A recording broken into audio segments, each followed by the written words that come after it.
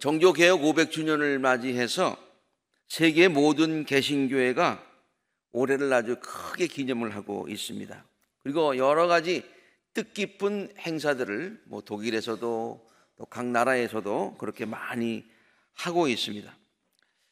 단순히 마틴 루터의 종교개혁을 기념하는 것이 아니라요, 오늘날 교회와 그 성도들의 신앙도 종교개혁의 정신에 비추어서 다시 한번 되돌아보자 라고 하는 그런 뜻에서 이번 행사를 아주 크게 그렇게 하고 있는 것 같습니다. 이번에 우리 교인들과 함께 마틴 루터와 또 그 종교개혁자들의 그 발자취를 더듬어 보는 그런 성지 순례를 갔습니다. 가서 보니까 특별히 독일은 온통 축제 분위기였습니다. 가서 보면서 제가 그때 여기서 느꼈던, 그냥 마틴 루터 그러면은 우리 개신교, 특별히 교회 계통에서만 굉장한 종교 개혁가로 그렇게 알고 있는데요, 가보니까 독일의 국가적인 영웅이에요. 마치 우리나라의 세종대왕이나 이순신과 같은 그런 대우를 받고 있는 그런 국가적인 그런 그 영웅인 것을 느낄 수 있었습니다. 특별히 올해의 500주년이기 때문에 온 나라에서 많은 개신교들이 찾아가고 거기에 이제 잔치들을, 축제들을 벌이게 되는데, 가는 곳마다 벌써부터 축제 분위기였습니다. 아마 이제 지금 10월 한 달 동안은 아마 굉장할 것 같습니다. 가는 곳마다 마틴 루터의 종교 개혁을 알리는 포스터와 배너들을 볼 수가 있는데요, 그 앞에 있는 것 그림 보면은 벌써 그 루터 2017 그렇게 돼 있죠. 그 다음에 거기 또 배너를 보면은 거기에도 루터 하고서 맨 오른쪽에 500년 이런 그 배너들이 있습니다.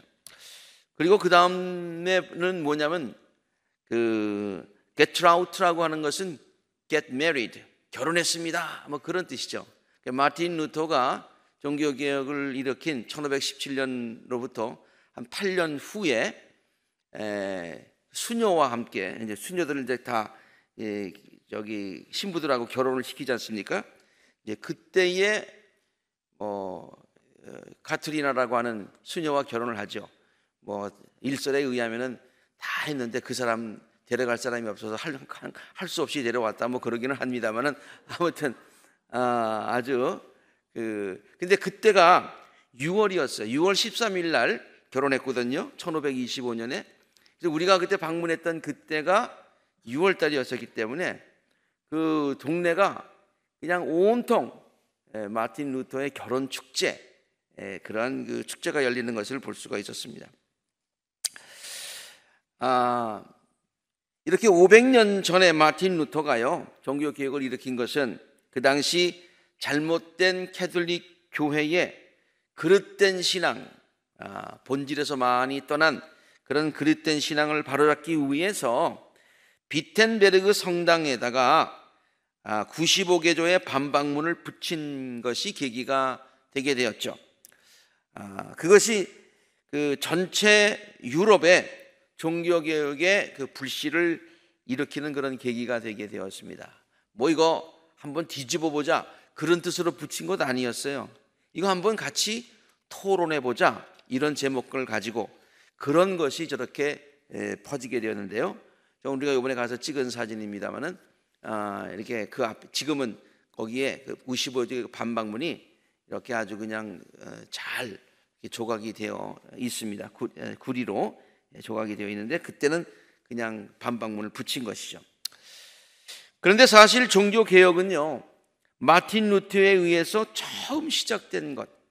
그러니까 마틴 루터, 그러면 종교 개혁의 대명사, 그리고 종교 개혁하면은 다른 인물은 없다, 마틴 루터, 이렇게만 알고 있는데 사실은 그게 아니에요. 나중에 우리가 이제 연속 설교를 좀 하면서 좀 더 자세하게 살펴보겠습니다만은, 그 전에도, 마틴 루터 전에도 종교 개혁의 불길은 여러 차례 일어났었습니다. 그런데 마틴 루터에 의해서 이번에 그때에 1517년 그때에 유럽 전체의 종교개혁의 불길이 확 번지게 되었던 것이죠. 저는 이 종교개혁에 관한 것들 강의도 하고 이번에 같이 오면서 여러 가지로 또 책도 읽고 이렇게 많이 생각을 하면서 이 종교개혁을 어디에 좀 비유할 수 있을까? 특별히 그전에도 종교개혁이 많이 있었는데 마틴 루터에 의해서 일어난 그 종교개혁, 1517년에 일어난 그 종교개혁을 어디에 비유할 수 있을까라고 생각하다가 떠올린 것이 있어요. 그게 마치 산불에 비유할 수가 있을 것 같습니다. 마틴 루터 전에도 곳곳에서 적은 산불들이 일어났었습니다. 대표적으로 마틴 루터의 종교개혁 150년 전에, 마틴 루터 그전에도 있었습니다만 대표적인 몇 개만 예를 들자면 마틴 루터와 종교개혁 전 150년 전에 이번엔 영국에서 존 위클리프라고 하는 그런 사람, 여러분 위클리프라는 말 많이 들어봤죠? 성서 공회도 있고 그래. 그 위클리프가 한번 산불을 낸 적이 있습니다. 유럽 전체를 하나의 큰 산으로 비유하자면 거기에서 산불이 났었어요. 그 후에 근데 그 산불이 유럽 전체를 번지지 못했습니다. 상당한 영향력은 있었습니다만 그저 사그러들었어요. 근데 50년 후에 이번에는 체코, 우리가 잘 알고 있는 건 프라하라고 하는 것이 있죠. 거기에 얀 후스라고 하는 사람에 의해서 종교개혁의 산불이 다시 한번 얀 후스가 불을 지폈어요. 저 이제 프라하 광장, 관광지로 많이 알려 있고 저것을 주목하지 않는 사람들이 많이 있습니다만은 정말 알고 가보면은 그 프라하의 광장의 중심이 바로 얀 후스에 있어요. 그 얀 후스가 그 산불을 한번 다시 냈지요. 그때도 그 불길이 그 산 전체를 태우지 못했습니다. 그래서 제가 산불 사진들을 한번 쭉 골라보면서 너무 조그만 건 아니고 어느 정도까지 산불이 있을까, 얀 후스와 위클리프를 생각하면서 사진을 굉장히 많이 찾아봤는데 저 사진이 적당한 것 같아요. 굉장한 영향력을 가지면서 산불이 한번 일어났었습니다. 그런데 전체 산을 태우지는 못했어요. 아마 저 정도의 산불이었다라고 아마 여러분 이해하시면 될 것 같아요. 그때 왜 이렇게 퍼지지 못했을까? 그 불이 붙였는데 그 전체 산이 왜 타지 못했을까? 여러분 산불을 한번 생각해 보면요, 산불이 여기서 났는데도 산 전체가 만약에 굉장히 젖어 있으면 그게 번지지 못하겠죠? 마찬가지로 그 당시 위클리프와 얀 후스가 불을 냈지만 그 불이 유럽 전체의 산을 태우기에는 카톨릭 교회의 영향력이 깊이 아직까지도 젖어 있었어요. 깊이 젖어 있어서 옮겨가지를 못했던 거예요. 그런데 마틴 루터의 시대에 저는 이것을 하나님의 때에 하나님의 방법으로 라는 말을 여기에 또 적용하고 싶어요. 하나님의 때가 됐어요. 그리고 하나님의 방법으로 이제 그 산불이 일어나기 시작하는데 마틴 루터 때는 상황이 바뀌었어요. 카톨릭 교회에 대한 불만이 유럽 전체에 퍼져 있었어요. 그냥 터지기 일보 직전이었어요. 그리고 산불이 번지기에 적합하도록 산이 그냥 메말라 있었어요. 누가 불길만 내도 확 번질 수 있는 그런 산이 메말라 있어요. 물론 유럽 사람들은 전체 기독교 성도들의 심령도 메말라 있었지만은 그 분위기 전체가 불이 번질 수 있는 그런 분위기가 되었어요. 거기에다가 마틴 루터가 일으킨 불꽃에 기름을 부어서 삽시간에 그 불길이 유럽 전체를 퍼지게 한 그런 일이 있었어요. 이건 하나님이 준비하신 건데요. 마틴 루터가 태어나기 그저 대략 100년까지는 안 됩니다. 한 100년 전에 구텐베르그라고, 여러분 아시죠? 역사책에서 배우셨을 거예요. 인쇄술을 발명을 했는데요. 그 인쇄술, 저도 이번에 가서 봤습니다만은 아주 옛날에 절 돌리고 하나하나 활자를 이렇게 집어넣어서 했던 그 인쇄술이 그 발명이 됐는데요. 그 인쇄술이 마틴 루터의 종교개혁에 기름을 붓는 역할을 한 거예요. 구텐베르크는 마틴 루터보다 거의 100년 전 사람이긴 하지만요, 마틴 루터가 95개 조의 반박문을 비텐베르크 성당에 붙인 1517년, 그러니까 인쇄술이 그때 발명되었다 그러면은 많이 퍼지지 못했을 텐데 거의 100년 전쯤에 해가지고 그래서 인쇄술이 상당히 많이 발달되어서 이제는 웬만한 책들이라든가 이런 것들을 이렇게 옛날보다는 훨씬 쉽게 볼 수 있는 그런 분위기가 되었다는 거예요. 상당한 수준의 인쇄술이 발달되어 있었던 바로 그때였습니다. 그래서 마틴 루터의 95개조 반박문을 누가 적어가지고 그냥 그걸 인쇄를 해가지고 말이죠, 뿌리기 시작한 거예요. 요새로 얘기하면은 뭡니까? 무슨 페이스북이나 뭐 SNS를 통해서 쫙 뿌리게 된 거죠. 그래서 옛날 같으면은 산불이 나도 번지지를 못했었는데, 이게 그냥 쫙 퍼지게 되는데 얼마 만에 퍼졌냐? 2주 만에 독일 전체에 쫙 퍼지게 돼요. 그리고 2달 만에 유럽 전체에 쫙 퍼지게 된 거예요. 이걸 받아보고서 사람들이 그냥 분노하기 시작을 한 것이죠. 정말로 구텐베르크에 의해서 발명된 인쇄술은 마틴 루터가 일으킨 종교개혁의 그 불씨, 이거 한번 가지고 토론해 봅시다 라고 했던 그 불씨에 기름을 확 붓는 결과가 되었고요, 그 결과로 유럽 전체 산이 종교개혁의 불길에 휩싸이게 되었던 것입니다. 조금 아까 불은요, 한 군데서 타다가 번진 작은 불은 아니었지만은 조불과 위클리프하고 얀 후스는 저런 불이었었는데, 그거 지금 마틴 루터가 일으킨 불이 저렇게 된 거예요.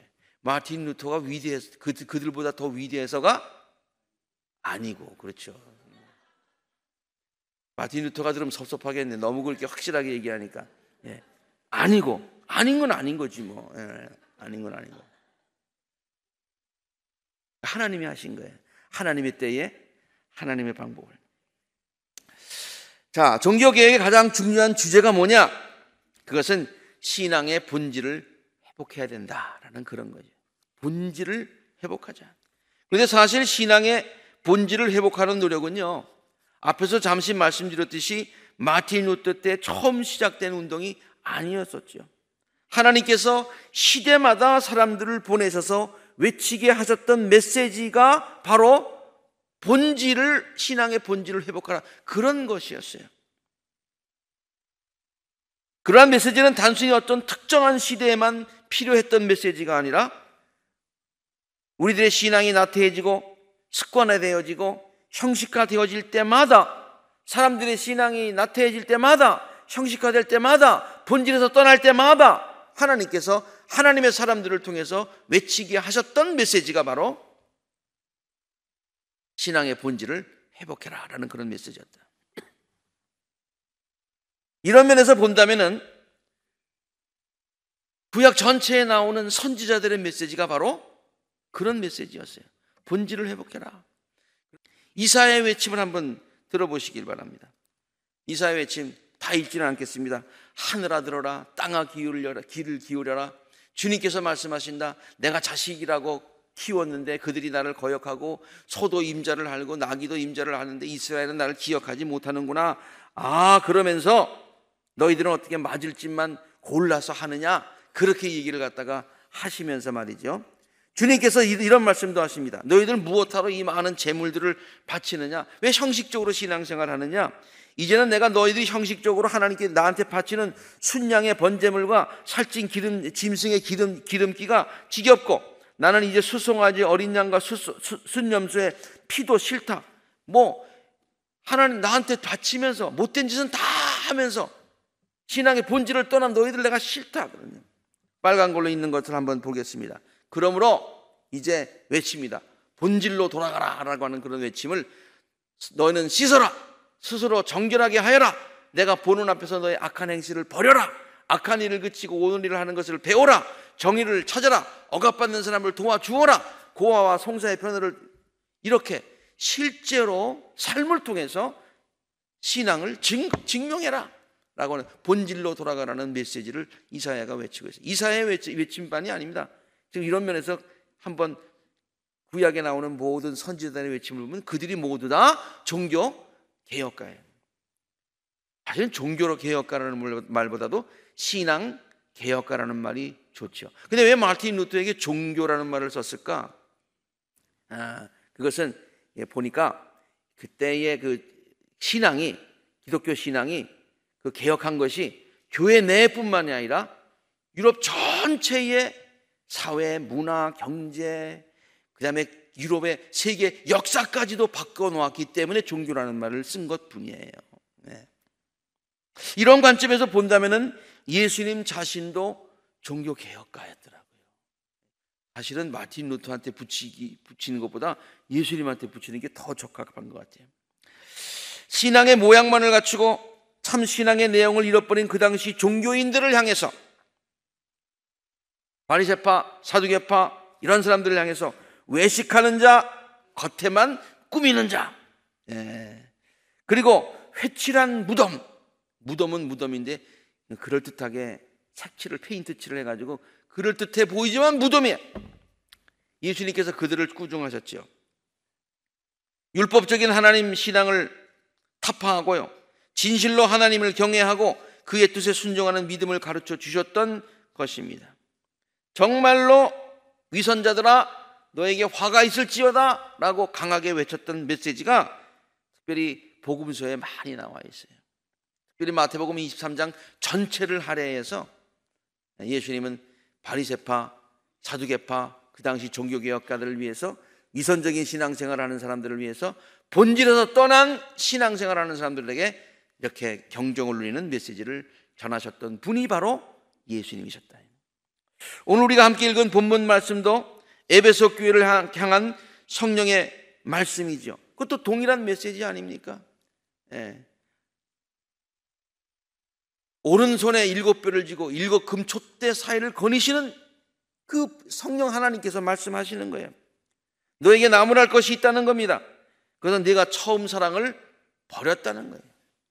처음 사랑을 버렸다는 거예요. 본질에서 떠났다는 거예요. 그러므로 회개하라는 거예요. 다시 본질로 돌아가라는 그런 메시지인 것입니다. 세월이 지나면 신앙의 본질을 잃어버리게 되고요, 처음에 가졌던 뜨거운 열정과 사랑을 잃어버리는 것이 우리 보통 인간들의 모습인 것 같습니다. 조직이든 개인이든 세월이 지나면 정도의 차이는 있지만은 처음의 열정을 점점 잃어버리게 된다, 그런 말이에요. 특별히 세월이 지나면 또 안정되어져 가면, 또 뿌리가 내려져 가면 모든 것들이 제도화되고 습관화되고 그렇게 해서 그냥 형식적으로 굴러가게 되는 것입니다. 여러분, 사도행전을 읽어보면 초대교회가 얼마나 뜨거웠던가를 잘 알 수가 있습니다. 특별히 기독교가 박해를 받을 때에 기독교인들의 신앙이 더 뜨거웠어요. 그런데 313년 지나고 난 이후에 이제는 모든 기독교가 공인되고 모든 것들이, 교회가 이제 그냥 모든 것들을 지배하게 되었을 때에 교회가 타락하게 되고 성도들의 신앙이 형식화되게 되었다는 거예요. 루터의 종교개혁은 바로 이러한 잘못된 흐름을 바로잡아 보겠다고 하는 그런 신앙운동이었습니다. 다시 바꿔 얘기해서 본질을 회복하는 운동이기도 하지만은 영어로 한다면 back on track, 그런 운동이었어요. back on track. 기차가 탈선했어요. 어떻게 가야 됩니까? 다시 레윌리로 돌아와야 되는 거예요. 그 back on track, 트랙에 다시 올라와야 되는 거예요. 1984년 미국 대통령 선거, 제가 82년에 미국에 왔을 때 그 얼마 아니 그 텔레비에서 막 그때 디베이트 하는 걸 보고 굉장히 재밌게 본 적이 있는데요. 먼데일 그 대통령 후보가 상대방 게리 하트 후보에게 이런 질문을 했습니다. Where is beef? 그런 질문을 했어요. 비프는 어디 있냐? 그런 얘기죠. 그래서 그 말이 굉장히 유명해졌어요. 이것은 먼데일이 만들어낸 얘기가 아니라 본래 웬디 햄버거 회사에서 자기네 햄버거를 선전하기 위해서 만들어낸 얘기입니다. 햄버거에서 가장 중요한 것이 비프인데, 다른 햄버거에는 가장 중요한 비프가 없거나 있어도 적다는 거예요. 무슨 말이냐? 다른 햄버거들은 비프를 쓰는 데도 있지만은 대부분 고래고기나 또 다른 고기들을 사용하기도 한다는 거예요. 저희 처음 알았어요. 고래고기를 사용한다는. 또 비프를 사용하더라도 그 양이 너무 적어서 그 햄버거의 그 본질이 없다는 거예요. 그런데 웬디에서 만들어낸 햄버거는 진짜 햄버거를 많이 쓴다. 뭐 그런 얘기가 되는 거예요. 제가 뭐 웬디 선전하러 나온 건 아닙니다만. 그래서 Where is beef? 라는 말이 비프가 어디 있느냐라는 말이 먼데일이 상대방 후보에게 당신이 선거를 하기 위해서 그 비전들을 제시하는데 정말 비전이 어디 있냐? 핵심이 어디 있냐? 그렇게 물어본 것으로부터 시작해서 이제 미국 사람들이 본질이 뭐요? 중요한 게 뭐요? 그걸 얘기할 때 알맹이가 있어라고 얘기할 때 Where is the beef? 그런 말을 많이 쓴다고 그래요. 이런 의미에서 본다면 종교개혁은요, 루터가 당시 캐톨릭 교회를 향해서 Where is beef? 캐톨릭 교회를 향해서 Where is beef? 가장 중요한 신앙 우리에게 있는가? 교회에게 있는가? 라고 질문을 던지게 된 것이죠. 그런데요, 신앙 회복 운동이 일어난, 종교개혁이 일어난 500년이 지난 오늘날 교회는요, 또다시 같은 사이클을 반복하고 있지 않나라는 그런 걱정이 듭니다. 오늘날 소위 메인라인 철치라고 하는 개신교회의 큰 교단들이 종교개혁을 할 때 일으켰던 장로교 신앙, 감리교 신앙, 그 다음에 뭐 침례교회 신앙, 그 모든 신앙들이 지금은 많이 식어져 가고 습관화되어 가고 안주해 가고 있는 것은 아닌가라는 그런 모습을 안타까운 마음으로 바라보게 됩니다. 500년 전 신앙 부흥을 주도했던 유럽 교회가 지금 깊은 잠에 빠져 있었어요. 조금 아까 말씀드렸잖아요. 19세기와 20세기의 기독교 신앙의 주축을 이뤘던 미국 교회가 점점 침체되어져 가고 있습니다. 우리는 옛날에 미국 교회가 침체되어져 간다고 막 손가락질하면서 안타까워했는데 이제는 그 모습이 우리 모습이 되어져 가고 있는 거예요. 한국 교회가 성장을 멈춰가고 있고 미국 교회가 노령화되어져 간다. 그런데 오늘날 이민 교회를 보세요. 굉장히 노령화되어져 가고 있습니다. 우리가 종교개혁 500주년을 지키는 의미가 여기에 있는 것이, 오늘날 모든 교회가 다시 초대교회의 그런 신앙을 회복해야 되는 줄로 압니다. 미국 교회는 뜨거운 복음주의 신앙을 다시 회복해야 됩니다. 한국 교회도 뜨거운 신앙의 열정을 회복해야 됩니다. 교회 안까지 깊숙이 파고 들어온 물질주의와 세속주의에서 벗어나서 복음의 순수한 열정을 회복해야 합니다. 중요한 얘기니까 다시 한번 말씀드리겠습니다. 교회 안까지 깊숙이 파고 들어온 물질주의와 세속주의에서 벗어나서 복음의 순수한 열정을 회복해야 합니다. 아멘? 아멘. 교회뿐만이 아닙니다. 우리들 각자의 신앙에도 신앙 부흥 운동이 일어나야 됩니다. 나의 신앙생활은 본질에 충실한가? 나는 지금 누구를 위해서 신앙생활을 하고 있는 거야? 하나님의 영광을 위해서 하는 것이냐? 아니면 나의 유익을 구하기 위함이냐? 나의 믿음의 나무에서 어떤 열매가 맺히고 있는가?